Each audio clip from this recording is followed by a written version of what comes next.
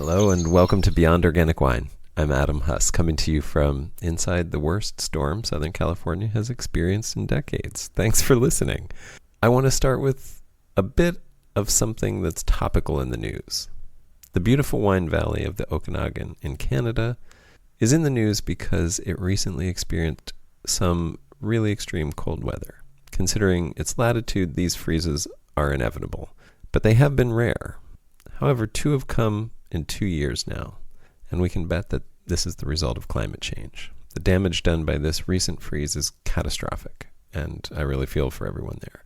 Multiple wineries have been listed for sale. Winery owners are appealing to the government for financial aid. Anyone who's planning to stick around is putting serious thought into big investments into geotextiles or other processes to enable them to bury and protect their vines through winter extremities. Geotextiles are essentially small tarps that are like mini greenhouses along the ground that you have to bend your vines over and tuck under each year at ground level to protect them from freezing. The one big thing that isn't being mentioned by anyone reporting on this or talking about this in the news or in the wine trades is that this entire disaster could be averted in the future and could have been prevented in the past by growing the appropriate grapes in this region. There are dozens of grape varieties that could shrug off the kind of freeze that has decimated the Okanagan as if it was only a cool breeze. As far as I can tell, the only reason these hardy varieties aren't even on the radar of solutions is prejudice. So blind is the commitment to fashionable varieties of European vinifera that the talk is of bailouts rather than laws requiring growers to only plant appropriately resilient grapes. This is something we will see everywhere, more and more, as the climate changes toward greater and greater extremes. Washington State is just south of the border from the Okanagan, and Oregon is just south of Washington. It won't be long until a cold snap dives deep enough into these regions to destroy everyone's favorite Cabernets and Pinot Noirs. And so the choices are clear. You can begin to think and grow wine ecologically, or you can insist on your ego-prized vinifera and be a drain on the economy, waste taxpayer money unnecessarily, lose your crop regularly, and throw even more money and labor and resource into intensive practices that force something to grow that shouldn't be growing where you are. The fact that that first option of thinking and growing ecologically isn't even being discussed doesn't bode well. I want to say thank you to Grant Everett from Fort Collins, Colorado, who sent me a copy of the book A Small Porch by Wendell Berry with a recommendation to check out the title essay poem. A quote from this poem seems fitting to this week's episode. Forbearance is the first care we give to what we do not know. Maybe it's worth repeating that and giving you the rest of the stanza and the lines that immediately precede it. To care for what we know requires care for what we don't. The world's lives darken the soil, dark in the dark. Forbearance is the first care we give to what we do not know. We live by lives we don't intend, lives that exceed our thoughts and needs, outlast our designs, staying by passing through, surviving again and again the risky passages from ice to warmth, dark to light. I care deeply about the natural world. That's why I do this podcast. And of course, when I use words natural world, they aren't exactly the right words. They're just the poor abbreviated metaphor of the English language for something Wendell Berry refers to elsewhere as, quote, the presence of the world being made, a fabric of interdepending wonders, moment by moment completed in beauty, leaf shadows on light leaves moving, end quote. Their forbearance Berry mentions describes what it looks like to love in a world where we know so little. It reminds us that our actions have consequences much bigger and that last much longer than what we intend or even know. And the preeminent gift we can give to what we love is forbearance, patient self-control, restraint, avoidance of urge fulfillment, and impulsive action. When I first fell in love with wine and developed a taste for my favorite grape, I wanted to find some perfect terroir that rivaled the Crus of France and grow the world's greatest version of my favorite thing. I'm actually really lucky that I've never been rich enough to do all the stupid things that I wanted to do with the earth. Having said that, I have lived long enough and been fortunate enough to finally have access to a piece of beautiful land. I'm also fortunate that this land came into my life after my ecological consciousness had been awakened and begun to be educated. I remember walking the land for the first time and thinking how absurd an idea it is that land can be owned. I remember how seeing the roll and slope of the land, walking its forests and meadows, made my heart beat faster. I fell in love with it, and this love made me terrified to harm it. It is something in itself, I realized, not something for me to calculate as an asset, not a commodity to harvest. As Berry says, quote, the conversion of trees to wood to money, which is all the, quote, economy, unquote, asks, is limitlessly the mistake of arrogance, for it is the forest, not the tree, that is the source of economic good. The forest is the whole community of itself, its lives living as the gift of lives lived, end quote. This episode is the first of a two-part conversation that I had with Nicolas Haack. You may remember Nicolas from the episode just a couple weeks ago, as he was the consultant for the Vitiforestry project implemented at Staffelterhof, the oldest winery in the world. Nicolas is one of the founders of Triebwerk, an agroforestry consulting company in Germany. And Vitiforestry projects are one of the kinds of agroforestry that he helps implement. So naturally, I had to talk to him some more. Luckily, he was willing. This first part of this conversation is about engaging a process of forbearance before embarking on any viticultural or agricultural implementation. We talk about the kinds of questions to ask and analysis that's advised before acquiring a piece of land and altering it to achieve your goals. There are so many invaluable insights scattered throughout this conversation, but I hope the most important thing you take away is questioning your goals. Is what you want what's actually best for a given place? As Berry says, quote, we must acknowledge first that it is dark and we are blind by sight, end quote. Enjoy. Nicolas, welcome. Thank you. Hi, Adam. I'm glad to be back. I'm so excited to have this conversation. Yeah, and welcome back, right? And which is a great intro for you. We met through the folks at Staffelterhof, because of your project, working with them on their vitiforestry project, because of your company Triebwerk.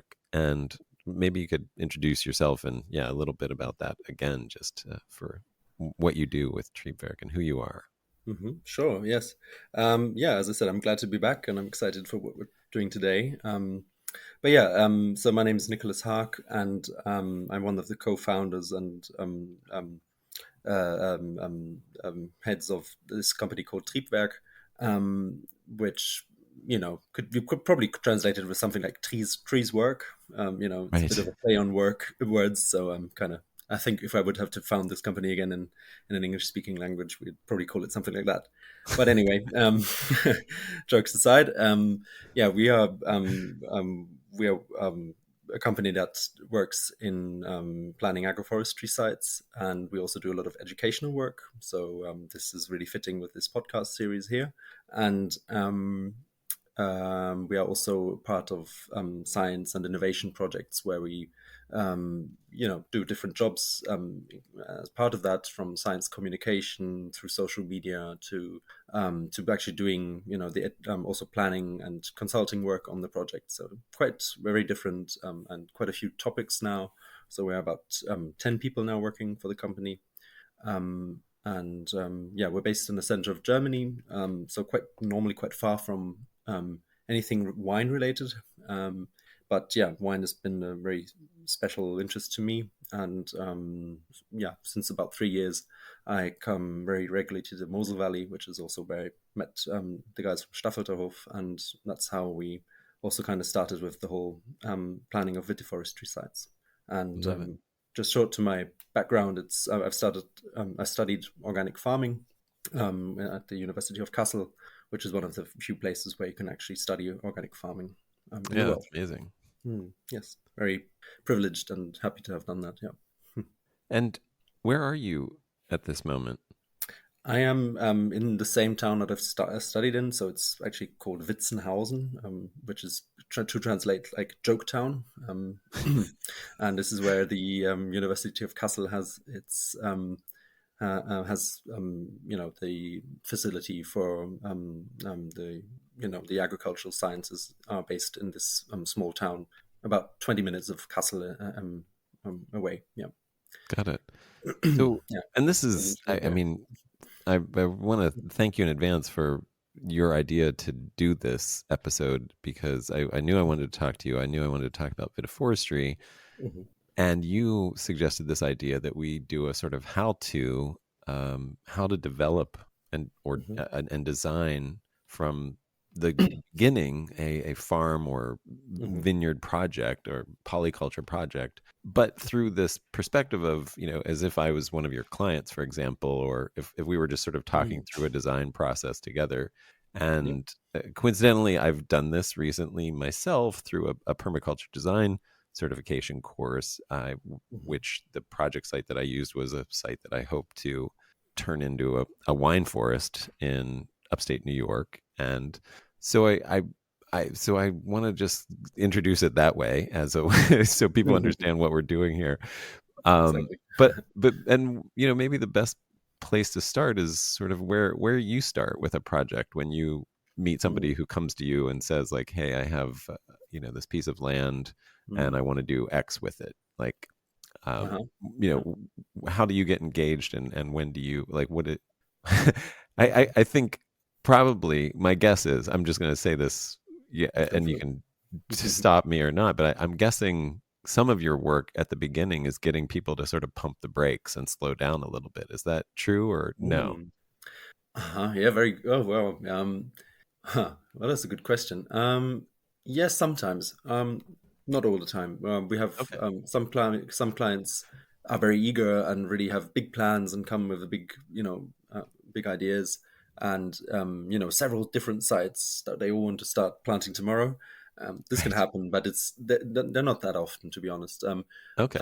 We are we have quite a few people that actually really come to us to say, "Hey, we're fascinated by the idea. We heard about this, agroforestry because we don't just work with winemakers. We work with cattle farmers, people that are just farming arable land, growing grains or something like that, um, Right. or young people that want to take over the farm by of their parents, but they want to do things differently, and they want to make a thorough plan. They most of the Mm, people really understand they're investing not just money into this, but also their time, and then this is a long term thing.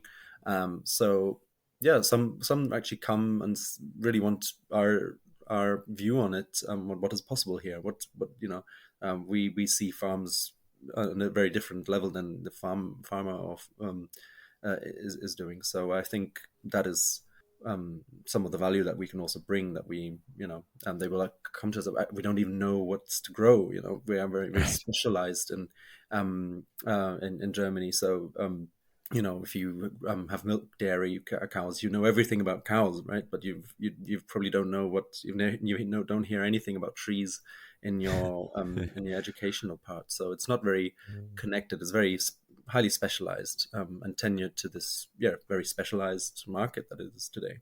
Yeah. So So the very nature of agroforestry being sort of a new and unexplored mm, area makes people already approach it a little more tentatively and a little more cautiously. It sounds like. yeah. I Yeah. mean, we have both. We have really the people that also they've also maybe done a PDC like you have, or just a general they just love walnuts, for example, and they're really eager to grow walnuts, and they can't see a reason why not. And then sometimes we have to slam those brakes and say, sorry, mate, but it's your site. I mean, they will grow here, but maybe not to the extent that this is economically viable.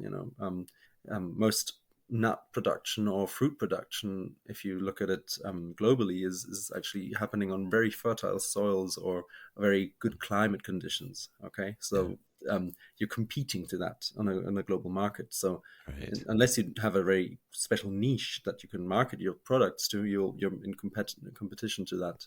And these kind of things, these aspects, that's what we're bringing in. And Gotcha. yeah. Hmm. So how would we start? What would let's say? I Mm. mean, I know we have my project that my design Yeah. project for the site that I'm want to develop. But you can start there or start with your own process. And Mhm. what's the first step for you in working with somebody who has a desire to do a project like this? Mhm.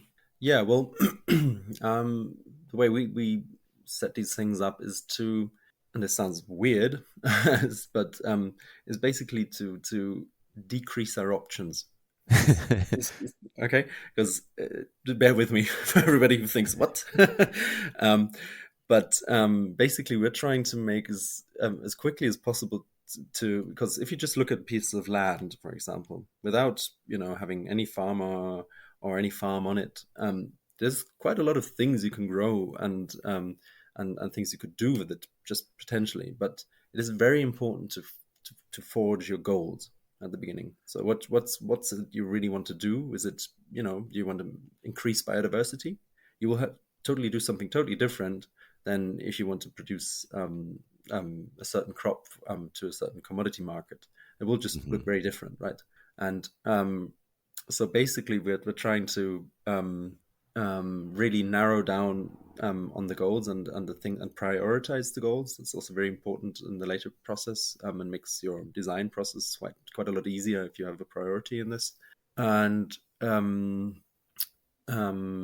yeah, and then we will actually, so this goal thing is the first thing we will do. Then we will also look at the site and basically see if the site is fitting to what we're doing or Right. want to do. And if that turns out to not be the case at all, we might change the goals or reprioritize the goals. And this is where our view from the outside comes in handy, because a lot of people also, again, in agriculture, um, might not know so much about biodiversity and how to increase that. And there's some things like that we know that you could do is always connecting habitats with each other. That is always something that it's going to increase, or not always, but it will quite likely, if you do it right, it will increase the biodiversity of a site. And certain, or will have the ability to look at certain maps that are made by people that look for the birds and count the birds to see what kind of bird species are there and how could we support the population of the bird species that are already there, because we then know which kind of niches they need. So just depending on your goal, the site design will be different. And then the next step is to look what is actually there on the basis of the farm. So this means what kind of resources does the farm have? What kind of machines are on the farm? What's the know-how of the people? Very important. If they've never pruned a tree in their life, you'll definitely have to send them to some kind of training to learn to do that. It's very important if you want to deal with trees normally. And this goes on like that. So but through this process of analysis, um, we're narrowing down our options, and that is not a bad thing. This is a good thing, because the options that will be left over are actually fitting to your goals, right? Yeah. And to what you're um, what you're trying to do. So basically, it's like sifting out. No, is it how you say it? Sifting. Yeah. Sifting out. Thank you. Sifting out all the options that are not really fitting. But Yeah. this really needs this very thorough analysis and hard look at the farm at the beginning. So this is actually a big part of the work that a lot of people don't realize is part of our work. um, Y- Yeah. Yeah. I mean, I like, it's funny. I mean, you say that, and we were talking about giving, like, we should definitely make it clear the sense of time that's involved in this. And I mean, I yes. did a Mhm. 10-week course, for Mm. for my certification. And of that, really, like, Yeah. 9 weeks was analysis Yes. and 10 Yeah, weeks I'm was sure the it is. design, like, um, and so, as just I mean, and you can extrapolate that over any time frame. But I mean, and this for me came after years of looking at this site. Mhm, mhm. Like, so, I've been looking at the site for at least 2 years prior to this thing that I've Wow. been working on. And then, I thought I had a pretty good sense of it. But going through those 9 weeks of analysis, I mean, really changed. Mm-hmm. It opened my eyes to like, a whole set of things that I was putting onto the land that might not be the perfect thing, and things that I wasn't incorporating that would probably do really well there, because I think, and I want to put this in the context of wine, because I think this is really fitting for what we're talking about, not only because this is a wine podcast, but it's such a good example. So many people come to this idea of developing a site with this desire of like their favorite grape that they want to plant, and they want to put a vineyard in, and they want to make wine, and da da da. Mm-hmm. And then I think, what I realized is I just had to be open to the idea that Mm-hmm. maybe that's not the most optimal use of the site. And maybe it's not, like, I Mm-hmm. mean, in this case, I think there's a great case for growing wine there, because there are lots of wild vines growing all over the property. But Mm-hmm. that, but in many cases, I think if people do this analysis and slow down and really think Mm-hmm. about some of these questions that I think we should talk through, Mm-hmm. it's you might come to the conclusion that a vineyard is a terrible idea in that land that you Yes. own, and you should not Yes. be planting a vineyard, and you might want to think about something else. Mm-hmm. And this is probably, if you go through this process prior to buying the land, it could save you a lot of money, because you might Oh, not oh buy that land yes. in the first Uh, place. So anyway, these are just some of the thoughts, but please jump mm, in. We can talk about some of those questions that need to be asked first, mm, mhm. and the time that you look at for people. Like, what do you tell people in terms of time and analysis that Mm. you want to see from them? Yeah, I was also just thinking when you said, "Oh, this is a 9-week process." Okay, who have we lost here Right. at this point? Right. So don't worry, guys. I mean, to be fair, we'll get into that soon. I mean, you were in the process of buying this. What's it, 120-acre property or something like that? Approximately, yeah. Yeah, approximately that, right? So, it's quite a large site, and it's also the idea of moving there and everything. So this is a bit of a different setting than what we normally have. Normally, when clients approach us, we look at of one or two sites. That's the average number. Some have more sites, but that's less often the case. And we will, let's stay in wine. We'll have sizes from half an hectare to maybe 1.5, and the one with at Staffelterhof was 6.5, or about 7, between 6.5 and 7 hectares. I'm sorry, I don't know the No, that's name fine. Just name range multiply, of the anybody in not by two and a hectare half, world, wasn't it? just multiply by 2.47 and you'll get acres. Okay, perfect. Yeah. um, so yeah, um, so these are not as big as your site is, right? So that's the first thing. Well, I should say, Yes. of that 120 acres, it probably is only 6 or 7 hectares that Hmm. are actually going to be developable. Most of it is, Mhm. sort of forested, stuff Yeah. in some level of Mhm.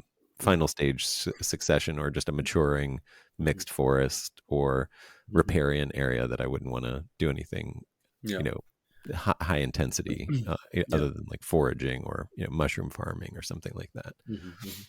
Yet still, I'll still stick to my argument, because I'll let you go to the site analysis, for example, the water flow analysis and all these things. Is Right. just a different beast on 50 hectares than it is True. on a 1 hectare True. slope that just goes down a certain, just look at it, or you can even see it on Google Yeah. Earth or something like that. It will Yeah. be quite obvious, but nevertheless, so saying that, the process still takes some time. So most of our projects actually, take a few months to realize, but or to go from the first initial talk to actually the realization of the project. But we're not in constant contact all the time, of course. We'll have phases. We will have the initial talk, then we will go to visit the site, and I really highly recommend to anybody that wants to get a consultant on this. For me, this is or for us, it is non-negotiable. We have to see the site. It's very different to see a site than to just see it on Google, even though I just said you can probably see it on Google Maps. But we will also do soil analysis. We will also dig a soil pit, maybe to see the soil and its different layers. to understand it better. We will also check the surrounding area of what is growing there. Of course, this actually influences, especially the young growth, will influence what we would suggest to plant, which is something that we can delve into later, because that's a very specific topic.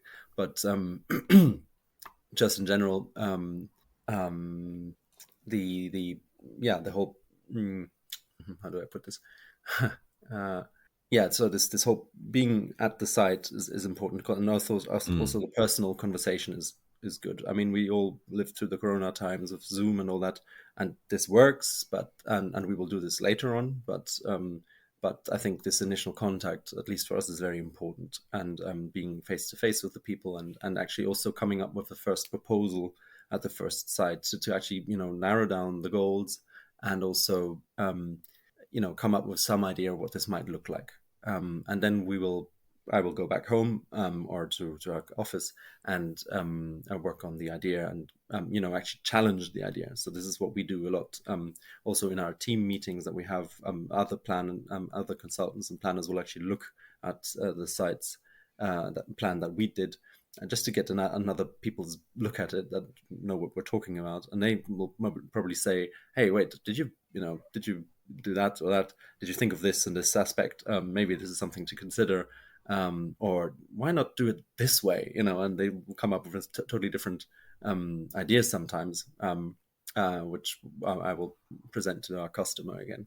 So yeah, this is the process, unless there will be some time in between that, and in that time, normally this starts also the process of thinking for our clients. And sometimes I'll just get a call from them, and I say, "Hey, well, actually, we said we wanted this to be the thing, but I remember you said it would actually be nice to also bring a hedge in, because this would really stop the cold winds from the slope coming down on our site. And I know I said I don't want this at the beginning, but now I've thought about this, and yes, we actually have problems with frost issues at the top or something. That they will, this whole process will start in the minds of our customers, and this is great. So we normally come up, this will be an ongoing discussion, for quite a few weeks until we have the final plan. So this and this is really great. It's a thing that our customers mostly really enjoy, also, and it's something, and once we'll feel comfortable and set with it, we will, start looking for the plants, where to buy them, and set the dates for when to plant it and everything. That's the next steps then. But we had actually my first winemaker that I did a project with. We actually had to postpone the planting for 1 year, of his site, because he was just saying, "Hey, I'm too busy for this year. I won't start planting this season, because I've actually just planted young vines, and I just don't feel comfortable of taking care of more trees." Which, by the way, is the best thing to say. For me, I'm happy when people don't want to plant. Sounds weird, but I'd rather you have the time to take care of the plants, and have the time to water them, and actually enjoy them, than to actually run after these projects, and not really have the time or the money or whatever to really take care of the plants, because that is really vital for the success of your project. So I was happy that he decided to do that, and we actually did some small minor changes in the design over the course of that year. So we're still in contact, and he was saying, "Hey, couldn't we take this and this tree species, I actually really like these, couldn't we also plant these?" And that's what happens. So this process is really an ongoing thing for a long time, but it doesn't mean you need to be 9 weeks of focus on this and just this. I think this is your educational path that you took, which is great, and I also suggest to anybody who really wants to delve into their own project that this is probably really the smartest way to do it, and the best, because you will immerse yourself really deeply into your site and project. But if you don't have the time, or you don't, not the resources to do that, then the next step would definitely be to get somebody who does this on a professional level.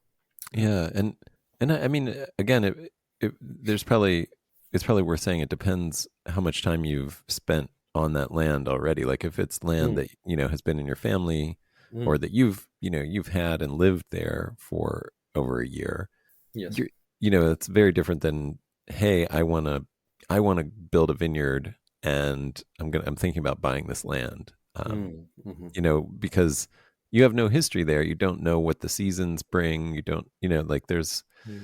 I think, it's probably wise to say to anybody who's wants to develop a farm that you should probably live on the land for a whole year. Hmm. I mean, that might be asking too much, but it's, Mm. to me, there's something about seeing who's already there. Like this is the thing that I've Yeah. seen more than Hmm. anything that has really slowed me down with this land is I have seen foxes. I've seen, I Mm. almost stepped Mm. on a wild turkey nest.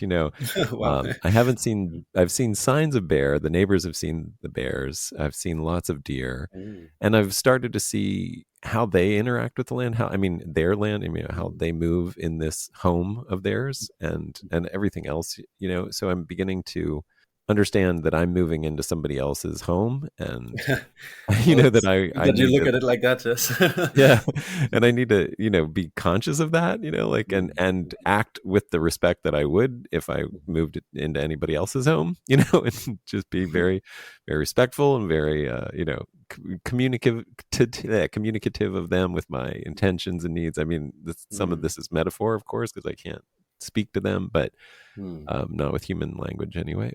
But uh, yeah, this is, and then seeing multiple seasons, and how specifically in this context. I mean, I will be continually talking from this context, but I mean, I think it applies anywhere. Is, the variation that we're now seeing is something that applies in climate, in weather, is something that applies very much to this site as well, where Mm. Yes. there's been an incredibly wet season the Mm. first year. There was an incredibly dry season the second year that I've been, Mhm. looking at this land. The winters have gone from heavy, heavy precipitation and extreme cold to mild and very little precipitation.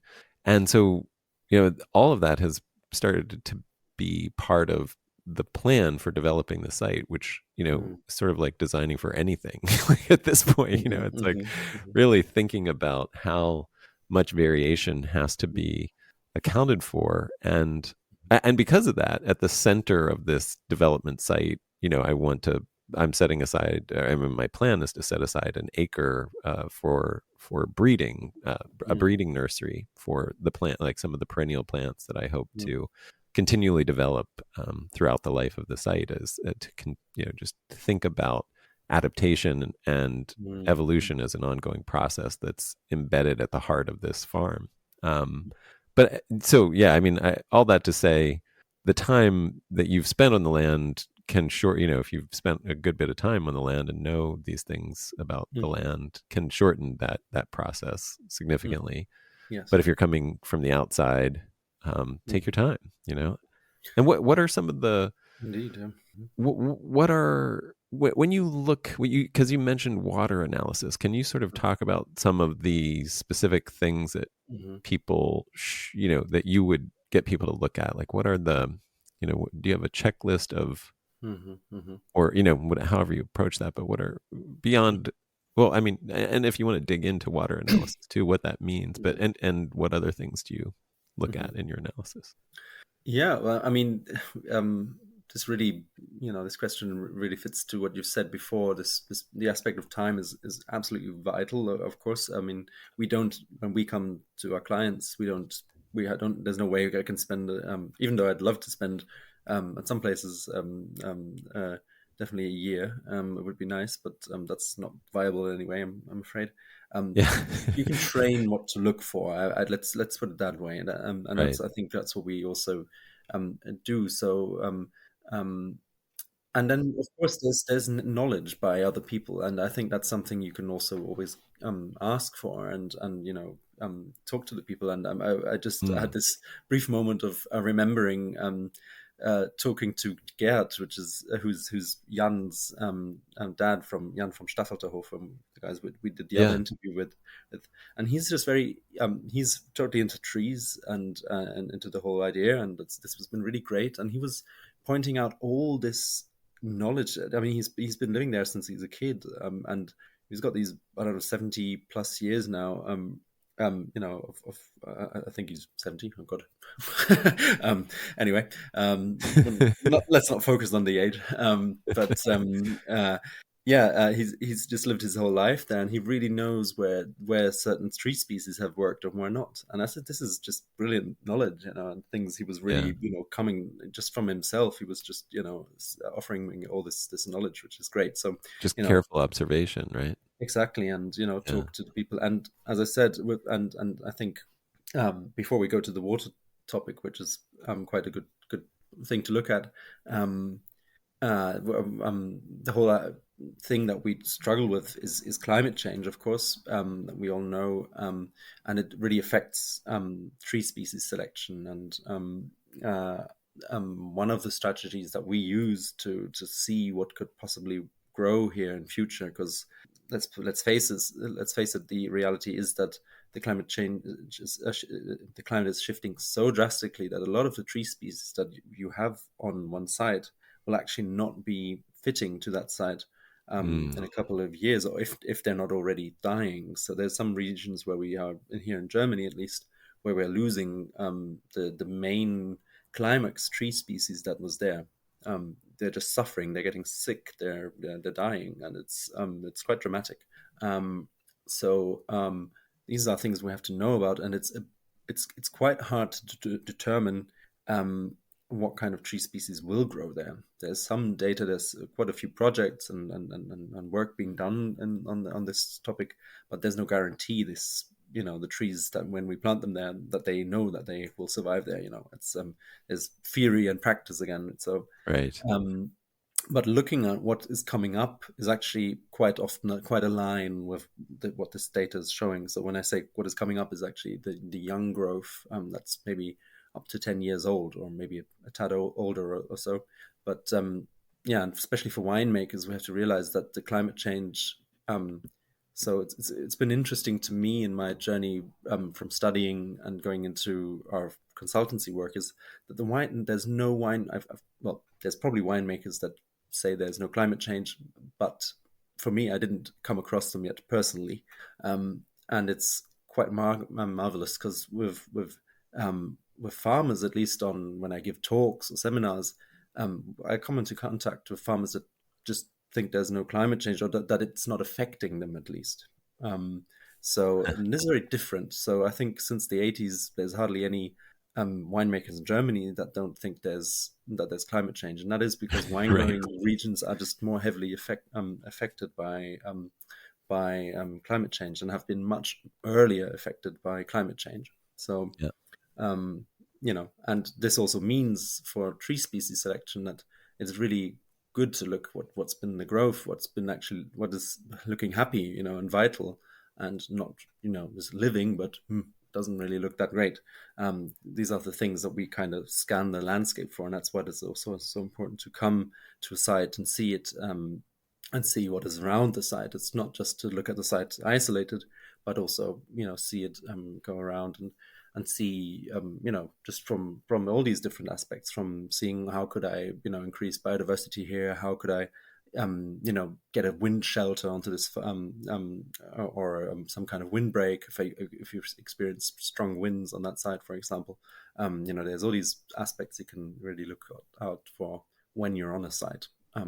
It's, You know. I mean, and I want to underline the importance of the analysis that you're talking about that goes into this. I just was listening to a great conversation where, they were Mhm. talking about, I mean, essentially anything you plant introduces like 100,000 new variables into an ecosystem, and a tree, especially like a tree, when it grows, I mean, it's going to change the hydrology, the wind movement, it's going to change the Mm, food sources, the microbial relationships, it's going to mhm, change so much about with just one tree, let alone like a whole Mhm. vineyard or a whole vitiforestry thing. Like Mhm. these decisions to plant, impact in all these ways that we're completely unaware of most of the Mhm. time. And, again, underlines the importance of slowing down, Mhm. and thinking really carefully and really Mhm. analytically about everything that's going on a site before taking action. Mhm. But I mean, I also, this idea, everything you were saying was just bringing me back to this idea of like we use these words like trees and vines as if they are um, individual organisms, and yet when we go into nature, we never see them as an individual organism. They are, a Mhm. series of relationships that extend Mhm. outward indefinitely, that connect to everything on planet Earth, Mhm. and often are, just housing, thousands of different lives within that Mhm. one word, tree or vine, Mhm. and so it's real, I just, that's a really important thing to think about, I think, when Mhm. slowing down and thinking about what you're going to put in there. And the Mhm. other thing, and I would love to know like Mhm. what kind of steps you take in terms of deciding what to plant, if there are, if you have questions that you are asking, you that we should be asking before doing that. But Mhm. also, Mhm. does the idea of assisted migration ever come into play? And if you've heard of that, and I'm sure you have, but if you want to talk about Mhm. that. Mhm. Okay, there's a lot of. Yeah. I was still in my mind. I was still thinking about the water. We had a few Keep seconds going, before. keep going. Yeah, yeah. Go Yes, back to I the mean, water. We'll maybe come I back can to touch that. on. I can touch on all of these things surely. Well, the water analysis just really depends on the size of your land, and I think what you did is in your analysis with this about 120 acres, is absolutely fitting because you actually have quite a bit of slopes that run into each other, and we have quite a bit of water movement probably happening there when Yeah, there's strong rainfalls. yeah, But for a site that might just be a 1 hectare site and might be even quite flat, there's hardly right. any water movement probably coming up. So, the importance of a certain aspect to to analyze it actually um, goes up and down with the size of the site, but also how it's how it's sloped, or the exposition and everything. So um, there's no really great answer of how much time you should be doing with that. It's just it just kind of takes some common sense and to also think about how much is it really going to change anything if this 1 hectare is done really differently. Will it really affect the water cycle that dramatically that it's going to really have a bigger impact? That is also, and let's keep that in mind, economically showing. So this will be different for on a 50 hectare, sorry, 170-acre site than on a site that is just 2.5 acres big. It's just going to show differently if you do things like keyline design or stuff like that to actually really have an impact on the site. So this doesn't mean you shouldn't do it on 2.5 acres. It's just the outcome might be different. And also the compromises that you will have to do maybe might be different. So, and sadly, sites, for example, just to go to the topic of biodiversity quickly, sadly, sites that are flat and in the middle of a arable desert, there's not much to give to nature really. It's really sad. But if you're in a basically you're trying to get this oasis going inside of the desert, that is great. I'm applauding everybody who does that. But for really to also have this oasis grow and have actually species in there, you need the connection to other kinds of habitats. And so the analysis of that site on a biodiversity level is also going to be really low. Just trying to make the point of um, how much analysis you can put into some kind of site. It just really depends on what the site is and where it is, and what's around the site, what's happening around. It's never isolated. Right. There's and it's basically just takes this kind of common sense of how much can I actually achieve also with changing the site to a certain level. What Um, I yeah. love your idea of Mhm. relying on the elders in the landscape, who have this Mhm. knowledge from years Yes. of observation, Do you have any other tricks like that that people could Mhm. rely on, of like, not a trick, but like just a really smart or wise course of action to take because I mean, I was going to joke when you started saying it doesn't always have to take as long as I take, but my joke was going to be, but I'm a little slower than most people. So like, I I just wasn't take my saying time. that. No, no, no, no. No, I, no. But I mean, I do like, I have to be honest. Like I Mhm. especially this place in New York, it's like I grew up in the East Coast and I spent a lot of time outdoors, but I wasn't Mhm. thinking and I didn't have the sense that I was like accumulating ecological Mhm. knowledge. And I think I've lost a Mhm. lot of it. And I've lived in an urban center and in a Mhm. totally different context on the West Coast for Mhm. years, for half my life. And so I know that I'm at a lack in terms of understanding and ecological knowledge of that Mhm. context. And Mhm. I want to take my time and really be careful Mhm. to that I am doing that, that I am Yeah. beginning to understand it. And so I'm probably giving myself more time than somebody who who is a little more advanced in their knowledge. Mhm. But I mean, are there other Mhm. ideas that you use like that, or things that you've Mhm. come across where you have these resources that you can draw on, Mhm. when you are not when you lack that ecological knowledge of a site. Yes, yes. I understand what you mean. Yeah, well, of course, there's professionals about these things. I mean, So, yeah, that's when mm, people come to you, right? yeah, but I mean, we work in a lot of different parts of Germany. Actually, we are also in different parts of Europe. And there's landscapes I've never been to, and I would never say Mm, I'm an expert on this. So this is also where we also say, hey, our job is to point out things, and if we miss some kind of data, then it's also our job to tell our clients, and to get that. And we, of course, for most parts of Germany, we know where to get the data from.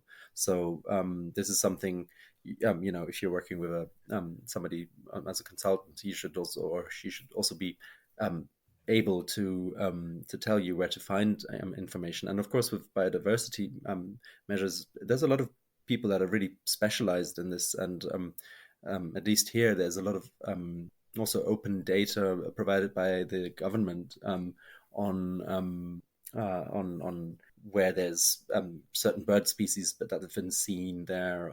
There's even some websites in Germany. It's called Ornitho, which is the ornithologist, the just a short form of that, where hobby ornithologists can actually put in the birds that they've yeah. seen.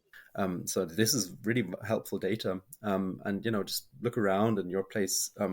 Who could know a thing or two about these things, and you could also talk to the people that tend to the forest, and ask them about what's been. I mean, don't expect yourself to be able to see certain damages on a tree if you're not really familiar with trees.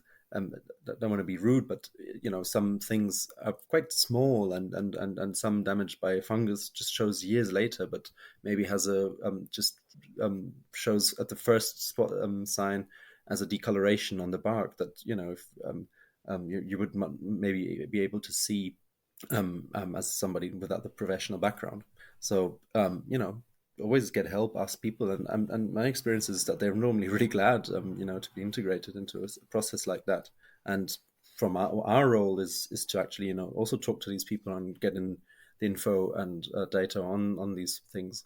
And considering things like climate data, there's is quite good open source data on weather patterns and all those kind of things. So it just sometimes it's just a few Google searches away, these kind of questions. But this is really, well, if you want to do these things yourself, these permaculture design courses really help, I believe, because you get a lot of these resources, Yeah. or probably any kind of agroforestry training is probably going to be helpful for that also. And your consultant should know these things, and should be able to ask him, where do I get information on what ecological worth my pastures have, for example. They should be able to tell you. Yeah. Right. So, Hmm. in terms of, um, I mean, we've been talking about water, about Hmm. the plants and things like that. To what extent? I mean, I'm bringing this up because, going back to this design process that I went through, Mhm. one of the first things was the people who are Yes. involved with the land. Not only myself, but anybody else that's involved in that, but also Mhm. then the history of people in that land. Mhm. Mhm. And, I thought that was such an interesting Yes. question to ask. I mean, both that and water were things that actually changed, looking at those more closely changed like what my ultimate plans were for this Mm. land entirely. So I have Cool. a whole different perspective on Mhm. what I want to do with that land because of stopping to ask these questions. But yeah, I mean, do you look at that at all in what you're doing? I mean, I know it's like, you have different objectives, but Mm. in specifically the consulting that you do. But I'm Mm. curious if you have any thoughts about that. Definitely, especially the people that we work with directly. I always try to figure out the or winery constellation, like just who is working there, and what are their interests, and what are their, and sometimes it's this conversation that we have, and that we're getting back to this topic of goals, and these goals can be very personal also to the people, and just as a very obvious example, but I think it just gets the point over across quite well. Um, is we might have the best site for growing walnuts, but if the grower is allergic to walnuts, we'll never plant it. It's just not it's just not fitting, and It's a it's so great stupid, example. but it just makes right. So Yeah, and the reason could be whatever reason really, not just allergies. Maybe he just doesn't like it. Okay, yeah, yeah, and uh, yeah, so these are the things that we really try to hone in on, and especially um, in the conversations that we have with our clients, is to really understand what's their goal, and this is really important for you as somebody who's listening and thinking about these things. Is hey, why am I interested in this? Why do I want to do this? These are good questions to ask yourself before mm, contacting the consultant to really get this process in with this to get this talk on and yeah, so this is really good. The history, yeah, of course, it's that is very important for our work. I know with you and your site, this is very important because of the indigenous people that have lived on your site. I read about this in your yeah, in your design site. Um, so this is very special, I think, to the US maybe. yeah, yeah. A But few other places, but yeah, definitely here for yes, yes, sure. yes, absolutely. And this is great. I appreciate that you do that and look at this. But for us in Germany, we don't have it to that extent in that sense. But what we Right. have is of course have grown a very old heritage and grown culture around winemaking in a certain way and style, which is also for you as a consultant or as you as a winemaker to reflect on and say, hey, is this um, how I can't just ignore that, because of course with planting trees we're doing something completely different, and I think the a lot of people get offended by these things, so this is also something to keep in mind. But also again with climate change, our styles of wine here in Germany are well known, and but they're changing with climate change. The fruit ripeness is going up, the alcohol content, the sugars are going up, so the alcohol content is going up. So the style of wine that we're used to and know from Europe is really will change quite drastically or already has begun to change quite drastically in most wine growing regions. And Yeah, um, so this is something to keep in mind, to understand the history and also understand the wine style that you're working with. And if the goal for a winemaker, which is I think something we can actually achieve with Vitiforestry projects, is to keep the style of wine that the region is known for, then this is something that we can really work on with planting trees, because the shade, of course, will reduce the effects of climate change or create a different microclimate that is maybe more fitting to the climate that we had 40 years ago. yeah, So um, so in times before, the effects of climate change have really shown, and I think that is that's a way to also think about history and also the cultural aspect that you're working in. So it's, of course, it's easy to say, oh well, Germany has been famous for its white wines, but now finally we can grow Pinot Noir properly. That's a way to approach it. Of course, you can just go to Pinot Noir. Okay, great. But what's with all the heritage and culture that we have here? Don't we Yeah. want to keep that to some degree? And I think Yeah. that is the way to also look at it. Yeah. Yeah. Along that historical thing, it's interesting how.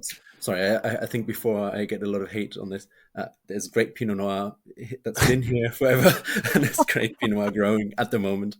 Sorry, otherwise I'll never be able to show my face anywhere. Just say,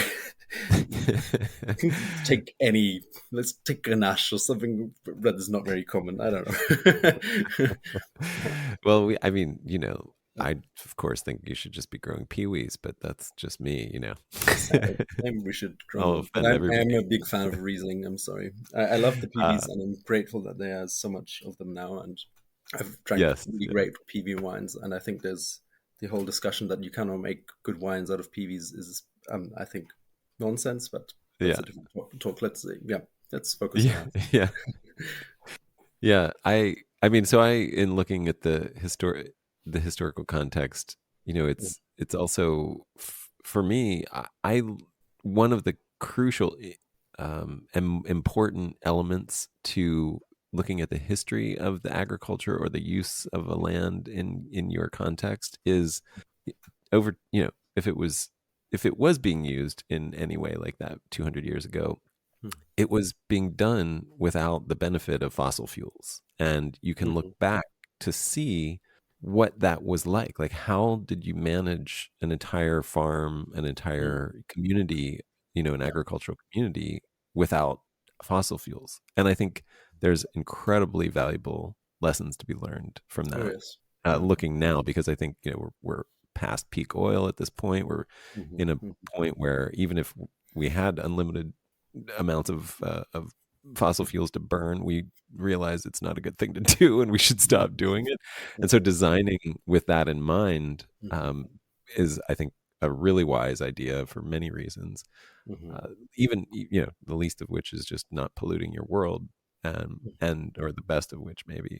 But then going back to these historical things, it's like, oh, people figured out how to do this I mean, this is how we farmed, prior to Mm-hmm. this last century.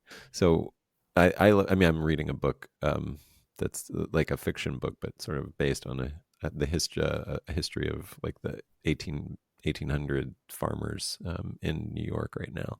Mm-hmm. And yeah, and then luckily it goes into detail about what they're wearing and where their clothes came from, which is like sheep, and and it's just amazing to see it. I mean, it's Mm-hmm. going back to stuff. It's like it's revelatory to us now, even though Mm-hmm. Yes. Okay. it's anyway. It's Mm. already informing like the ways that I'm thinking even further and more deeply than Mhm. what I was thinking with this land. I'd like to add something because I mean, of course, the whole vitiforestry, and I think how you are also inspired um, by is actually historical agroforestry systems, vitiforestry systems. All right. Yeah. I mean, this is something we always have. I always put an emphasis on when we give talks. Is this whole agroforestry thing is not a new thing, and it's the same Right. for vitiforestry, right? So it's actually Yeah. where our, at least in Central Europe, where our It's a renaissance. forms. Yes, it's a renaissance, and it's actually through or from agroforestry systems, our modern agriculture has evolved. It's actually Right. been there before, and it's been the predominant form of farming and or land use, I should say, um, before the modern style of agriculture that is now gracing our world is actually really young. And I think we always forget this style of open landscapes with barren or no, not barren land, but open soil, and all that the chemical use and all that stuff, that is not that old. It's actually really started taking on after the Second World War, and Right. unfortunately there's also a connection to that, Yeah. but it's yeah, beforehand, agriculture, the face of agriculture was very different, and I think that is also why these books and things that inform us about the past forms of land use can be really helpful. I agree. Yeah. Yeah. But yeah, No, we're deviating a bit of the questions here, but no, or but the it's good. I mean, in a way, you're pulling me back into this idea of really what, my design site, the the mm-hmm, the seed that germinated into a much bigger thing for me was this idea of a vitiforestry project, that was reviving, these old ideas in a modern way with our modern understanding, and a well-designed system mm-hmm, for not only productivity but for, beauty, and this creating a sense of wonder. So I want to recreate a wine forest, or recreate a forest atmosphere with mm-hmm, a vitiforestry system. So it's like you sort of, there's an overstory and an understory, and you can mm-hmm, walk amongst those, inside that, and be enveloped in it, be immersed in it, and have the same sense that you feel when you're, taking a walk in a beautiful forest, kind of thing. mm-hmm, But meanwhile, you could reach up and pick grapes if you wanted to. yeah, um, and so, but in, mm-hmm, that was the germ for me. That, I mean, the germ, mm-hmm, the seed, the germ. mm-hmm. I don't know why I'm thinking. No. That was the seed that germinated Yes. into this much bigger thing. And I realized, and now, I realized I've de-emphasized that in the design. I mean, it's definitely still the main use of the acreage, the hectares, is to some form of trees and vines and understory crops and Mm-hmm, grazing and things like that. This sort of polyculture that is about a wine forest. But then I realized there's so much else going on that land that I needed to incorporate a lot of different ideas, a lot of different things to try, or at least try to, I mean, maybe I'm mm-hmm, making a mistake by doing that. Maybe I'm biting off more than I should. Maybe I should focus, maybe a successful farm really has, like, a focus on two or three products rather than 20. But, but I'm also trying to not sacrifice diversity, mm-hmm, in the pursuit of this vision for a wine forest. And mm-hmm, I don't know if you have a sense of, like, that, those compromises, or that interplay between, biodiversity and then what's actually economically viable on a farm. But if you were advising me, I'd love to mm-hmm. hear your thoughts. Oh, yes, yes. Well, I mean, that's a perfect question. I really like that. Um, and I think this really brings us to a thing, because we talked about the historical land use, is to understand what has actually changed from 100 years ago farming to today. And today we are producing crops to sell, and at a much larger scale. You might, now on your farm want to produce some food also. Maybe the sheep you want, you want to keep that. You'll have some of the meat of them for yourselves. But traditional agriculture used to be about self-sufficiency, right? And this is the major thing that changed. And with this, the room for complex systems has also changed, because um, we know from science that very heavily layered agroforestry systems are more productive per square meter, or per acre, but they come with the compromise of rationality, and being able to move with a machine through this thing and be able to quickly harvest um, Right. your grapes. So, I mean, you will probably not be able to machine harvest your grapes. You probably don't want that to happen, but just Right. saying that, just making it clear Yeah. this is, Yeah. Yeah. and that is the thing. If we try to design vitiforestry or any kind of agroforestry systems, it's important to think about this, that they shouldn't. And it sounds weird, but the world has changed this style of market and form of agriculture, and bravo if you can go out of this in some way and have the means to get some kind of niche going. But this is probably not the case for most winemakers or wine growers. um, so implementing the trees in a way that they're beneficial, but not in the way of machines, is something that we look at quite a lot. And there's no one solution that fits all, because we have very different forms of trellising systems, and if you're on planting with contour or against contour, makes different machine usage possible. Or if there's a lot of hand labor, you'll be able to do much more what you have come up in your designs than you would if you want to have a big tractor that can efficiently do all the work that you normally do in a wine growing area. So that's just something to keep in mind. Yeah. As soon as we increase biodiversity with trees, especially, or with shrubs, and to some degrees also with aspects like if we want to have some kind of flower strip or something, this means we will have to move differently and be and work differently in in the land. And I cannot stress this enough, that it is important to understand how much am I willing to change my form of agriculture. That I mean, on your side, you'll be starting from scratch. It's very different. But Yeah. if you're having an existing farm, you have the existing machines. You will not go. You're quite likely not to sell everything and go do everything by hand now. Yeah. It's probably not going to be economically viable, unfortunately. But so this is just something to consider. And I think there's this fine line of making sure that there's that you're still able to do your work the way you do it, you've always done it, or in the way that you want to do it in future, and increasing biodiversity and also bringing in tree species. But yeah, especially in wine, it's actually not as much as a compromise as it is quite often in comparison to arable land or meadows, for example. You just lose a bit more of the land because you cannot really farm it there. You have this kind of strip that you lose around the trees, at least in alley cropping systems, and so that you lose a bit of land where you can actually produce crops, because it's basically the land reserved to your trees and shrubs growing there. And this is not so much the case in vineyards. So that's a great thing about this. And depending on where you are in the world, you might also not be that heavily dependent on machinery, or not using machinery, because it's just you're on a really steep slope. And like at the Mosel Valley, for example, there's not the same big tractors and machines driving through the vineyards, because of the slopes.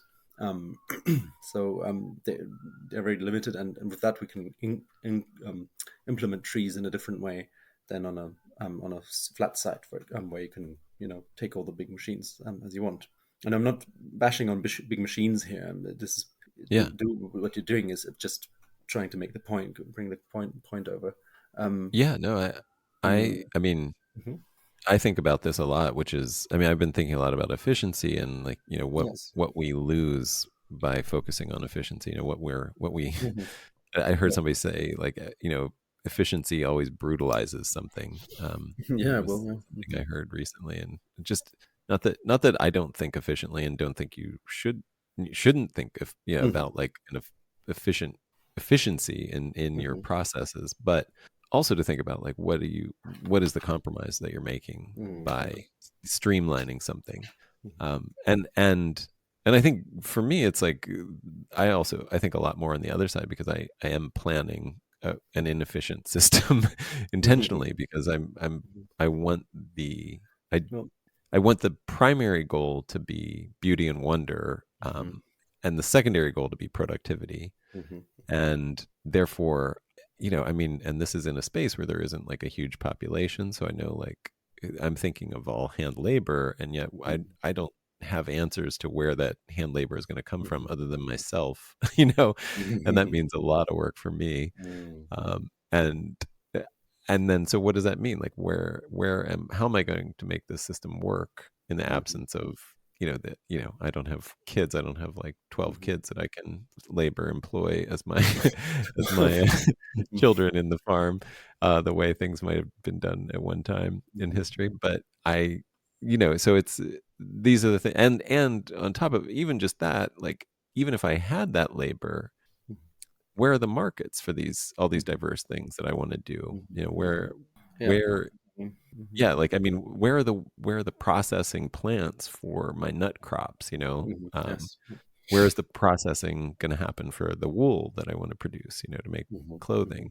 That I mean, do I take all of that on myself? And if so, I need you know 36 hours in a day, rather than 24 to be able Yeah. to manage all this stuff and Mm-hmm. be self-sustaining in a like in this closed loop system, which I think is silly. And so then I start thinking about community, and there are some fun things happening, Mm-hmm. where I think this is where co-ops are coming into play, where people Yep. are setting up these nut processing facilities as a co-op, so that anybody can come in and use the facility, or setting up a wool Mm-hmm. processing facility as a co-op. But yeah, these are some of the big questions that I Mm-hmm. think I've considered, and I even there's a great episode of another podcast that I was listening to, talking about why it's so difficult to get a farmer, like you were saying, who's maybe got like this huge farm that's all like corn and soy.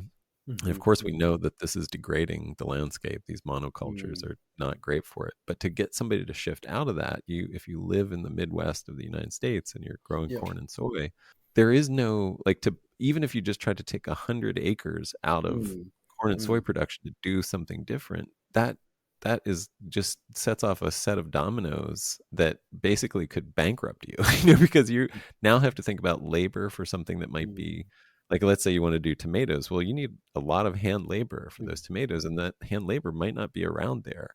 And then you'd need a place to house them, and you need a place to like, Mm-hmm. and more wages to pay for them. And then you need a place to sell that. You need markets and processing for those tomatoes, and whatever the crop is, there's going to be some consequence to just even pulling a small amount out of like Mm-hmm. 5,000 acres and putting it into something else initiates all of these other needs that your entire community is not set up for, and you have to Yeah. build from scratch. So it's thinking about systems on that level is I think really Mm. starts to when you start looking at the bigger picture. Also, when you analyze these things, it's really interesting. Well, yeah, and I mean you're touching on a very crucial point of centralized commodity markets, right? So I mean Yeah, this landscape, especially in the Midwest, which I've never seen myself, just heard of, but or seen in documentaries, is yeah, I mean that's the result of these kind of markets. So I think we're also we really have to realize that these commodity markets are, this landscape is connected to this kind of form of economics, also in the sense of that we want this is politically wanted, these kind of markets. So you're raising big questions in that point. And in the US, freedom is always a big topic. We hear about this all over the media. I'm also here. And basically, I think your freedom is robbed of you to not be able to just dive out of that to some degree. I mean, you're welcome to do it, but you don't have the same freedom to do it, or the opportunities to do it, in these kind of areas, because yeah, everything is so focused and specialized on these markets. So yeah, again, What- but that's maybe a very different topic to talk about, is the whole agricultural politics and economics yeah, and the markets. But yeah, that's the real world we live in. It looks like yeah, this, and we have to find ways of dealing with it, and that is not easy. And that's why we are also mostly with our clients, the vineyards normally look quite the same as they've looked before, but in some hopefully smart way, we've integrated some trees and done it in a way that is actually still fitting to that farm. And I think this is a very important aspect, and I sometimes see that being lost in some for if you look at colleagues making some designs or something, this is not thought for, and that's why suddenly the labor that is happening on that farm is increased quite a lot, because suddenly it's not that rational to work on that, or easily effectively done. Um, just not, you might not be able to drive through half of the lanes anymore because something's growing in the midst of the lanes of the vineyard. That maybe is not the right way to incorporate the trees on that site, or on that farm. But it might be okay and fitting to a more hand labor based farm. So not, again, one size doesn't fit all, with regards to where plant trees in the vineyard. But yeah, if you look at most of our designs, they're quite, they're not that spectacular. I'd say, they're not the fancy, pretty designs that you see coming out of out of some permaculture design courses, and that's a shame. I'd love to do more of that, but at the same time, I'm really happy that I feel confident that the clients, this will work for them in the situation that they're in, and probably in the long term are still going to be in, because I don't think these markets and the way we make wine will change that drastically in the next years. So yeah, Well, this is trying to be realistic and pragmatic about that. Yeah.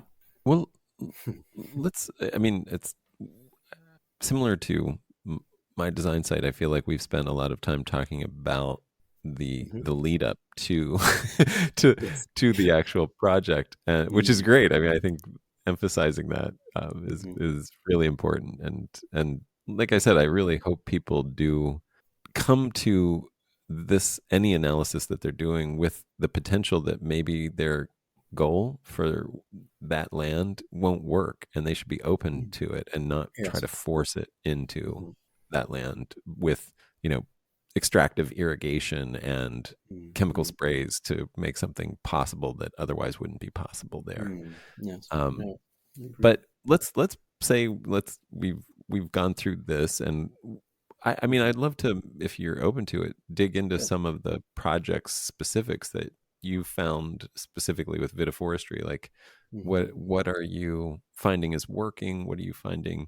Mm-hmm. Um, what do you like? What have you done, and what kind of I don't I'm trying to think of like a better way, a less general way to ask this question. If you have something you want to specifically talk about, I mean, I would, I we started talking beforehand about just some of the specifics that I'm running up against in terms of Mm-hmm. pruning and Yeah. training Yes. vines in trees, and Mm-hmm. once you dig into the specifics of this, it gets really tricky, and there Yeah. are I run into the fact that there aren't answers to a lot of the Mm-hmm. questions, and I'm Yeah. going to be the Exactly. one asking them for the first time in Mm-hmm. since pre-modern times, Mm-hmm. and or those of us who are doing it will be asking them for the first time, and so there's Yeah.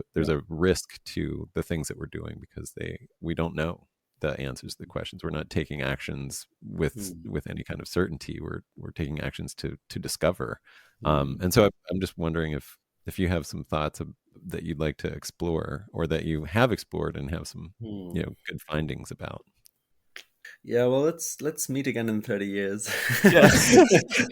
Most of us sites aren't that old, Right, I'm right. afraid. So, yeah, that's. I mean, to be honest, I wish I could have more answers to this, and I'll probably be looking at my own pension at that time. Um, uh, so, no, But what do jokes you aside, what I mean, there's some knowledge, of course, and there's some things that we know will work, and um, why do you want to do agroforestry? I mean, why is it important to you to start thinking that way on uh-huh. farm landscapes? Hmm. Okay, mhm. I don't know where to start. There's a lot of things. I mean, I've just that's a very personal experience that I had, which is maybe a bit cheesy. But yeah, after my high school Oh, time, or German equivalent to high school, I went traveling to Australia, and after that, for some time to New Zealand, and that's actually these two countries is where I got into touch with agriculture, and in Australia, for the most part, I really got into to touch with the really awful parts of it. The very mm, conventional, very large scale, lots of spraying, all that kind of stuff. But at the same time, I kind of enjoyed working with the land, on the land. And then in the end of my time in New Zealand, I came to this place called Wilderland, which used to be a hippie community in the 70s. And Mm. thankfully, these people have planted a lot of very nice orchards and of different citruses. So this site is on the Coromandel Peninsula. For anybody who wants to check that out, it's a very beautiful peninsula close to Auckland, and there's like a warm stream flowing atop of it, and there's no frost, so they can grow avocado trees and citrus trees there, and yeah, and basically, this was my first contact with agroforestry sites because they were also growing in between the orchards. They were growing vegetables, and there was chickens running around and all that kind of stuff. So I really felt this thing of Garden Eden, and these people just told me, "Oh, this is organic farming. This is how you do it." So I had this very naive thought of how, this is what organic farming looked like. Came back to Germany because it was actually at the end of my trip, and then I as I said, start studying in the University of Kassel and Witzenhausen, and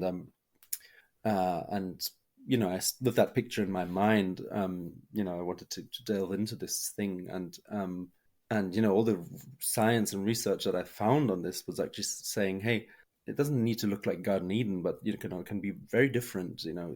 I always like to say agroforestry has many different faces, because you can have animals in it. You can have grains growing and olive trees or whatever.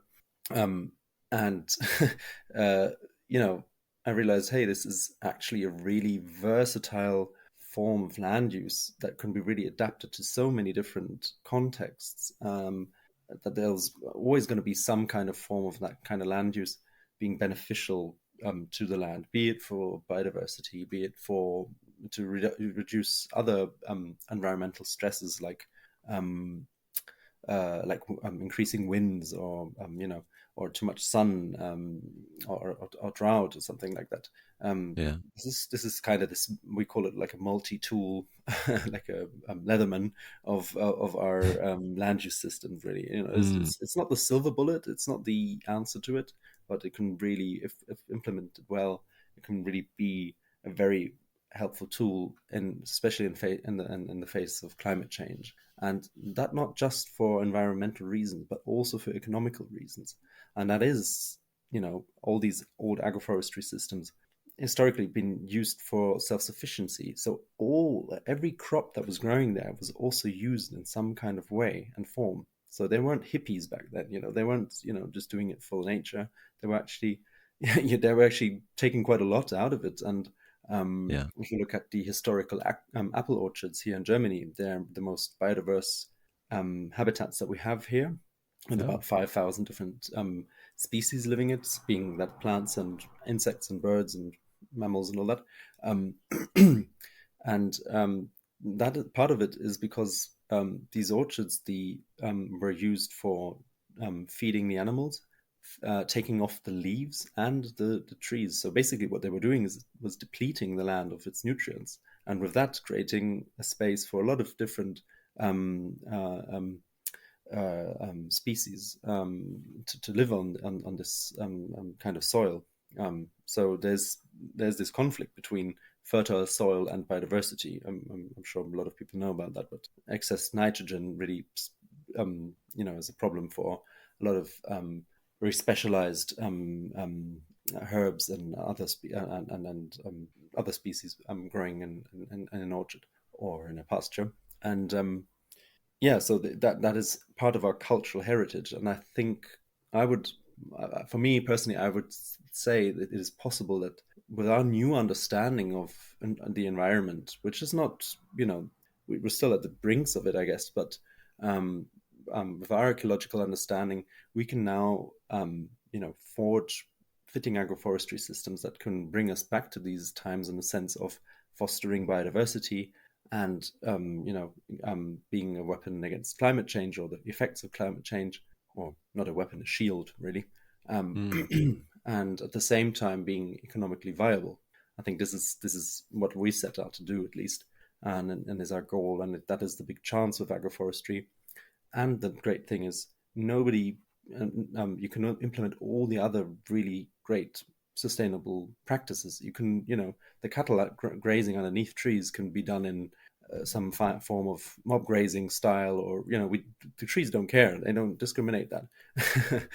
So or you can plant peavies in a vineyard site. It's not a problem. Actually, the opposite. It works really well together, and that's why I'm so fascinated, or why we are thinking this is such a great way of looking at farming. Okay, that was a long answer to your question. No, that's fantastic. That's fantastic. Yeah, I feel that. Hmm. Well, I think there's a few things. I'd love if somebody who listens to this and comes to be happens to get our client afterwards.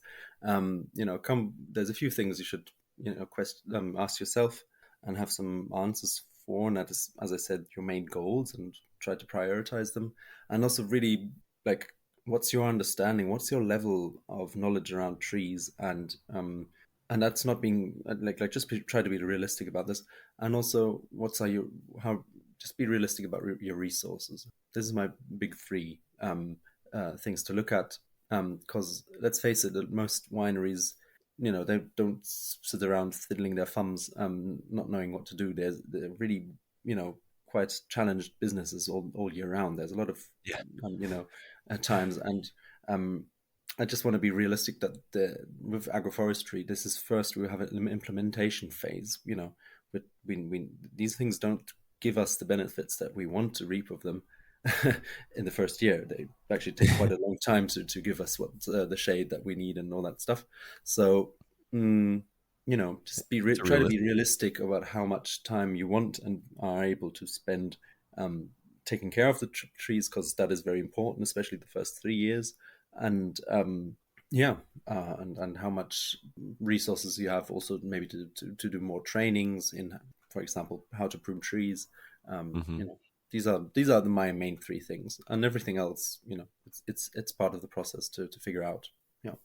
Yeah, learning to prune fruit trees in my case, many different kinds of trees. Different species of fruit trees is a big one. Which it's like it takes a lot to know how to properly prune just a vine, and exactly, yes.